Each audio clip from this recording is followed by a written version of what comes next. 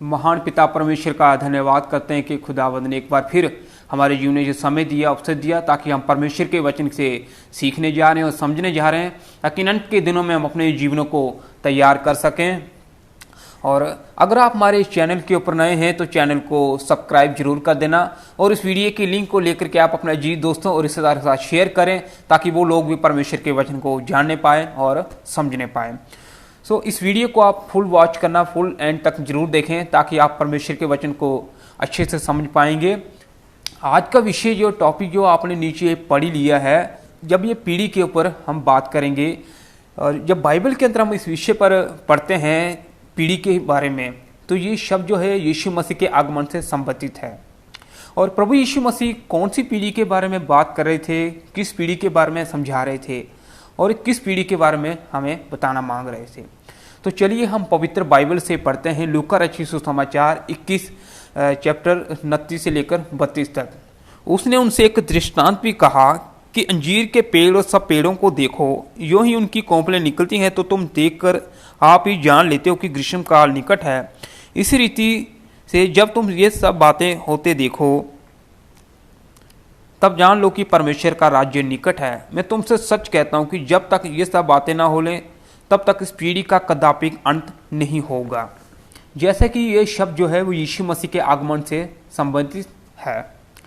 चेलों का प्रश्न था प्रभु यीशु से, प्रभु ये बातें कब होंगी? जब ये शब्द हमें 32 में मिलता है तो यीशु मसीह ने चेलों से कहा, जब तक ये बातें ना हो लें तब तक इस पीढ़ी का कदापि अंत नहीं होगा। मुख्य मुद्दा फिर इसी पीढ़ी के अर्थ से संबंधित रखता है, क्योंकि जो भी पीढ़ी यीशु मसीह के मन में होगी उसका अंत नहीं होगा जब तक कि यीशु मसीह का दूसरा आगमन ना हो ले। दो ही पीढ़ियां हमें जो है वो नजर आती हैं, शिष्यों की पीढ़ी, परंतु ऐतिहासिक रूप में उनके जीवन काल में ऐसा कुछ नहीं हुआ और उनकी पीढ़ी का अंत हो गया। तो प्रभु नहीं है तो यह संभव नहीं है कि उसकी पीढ़ी उसके मन में होगी। दूसरा, वे पीढ़ी जिसे औपचारिक रूप में 1948 में 1948 में इसराइल को एक राज्य बनते देखा अंजीर के वृक्ष में फूल आ गए थे। वे पीढ़ी है जो काफ़ी पहले की थी, जो टेलीविज़न या न्यूज़ीलैंड के द्वारा से संयुक्त राष्ट्र द्वारा इसराइल को मान्यता देते हुए देख सकती है और समझ पाती है कि क्या हो रहा था।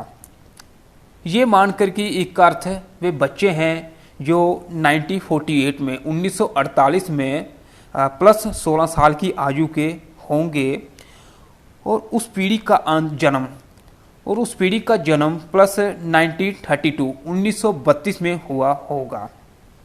5 या 10 वर्ष ले जा दे सकते हैं। एक शब्द है यूनानी में जिसका मतलब होता है सर्वनाम। इसका अर्थ है ये है, यानी कि सदा उस व्यक्ति का, वस्तु का वर्णन करता है जो उससे पहले हो, पीढ़ी से पहले बताई गई बात से वे लोग संबंधित हैं जिन्हें इसराइल के राज्य के बनने की चिन्ह को देखा है। दूसरा, ध्यानपूर्वक इन सब बातों को रखते हुए हम इस परिणाम निकालते हैं कि ये नीतिपूर्ण पीढ़ी वे पीढ़ी है जो 1948 1948 में 1948 की घटनाओं को देखती है। और ये हमें ध्यान करना है कि मत्यांश ना कहीं बन जाएं, परंतु ऐसा लगेगा कि ये लोग उन घटनाओं के गवाह हैं। जरूरी नहीं है कि उसमें भागीदार हो जाएं।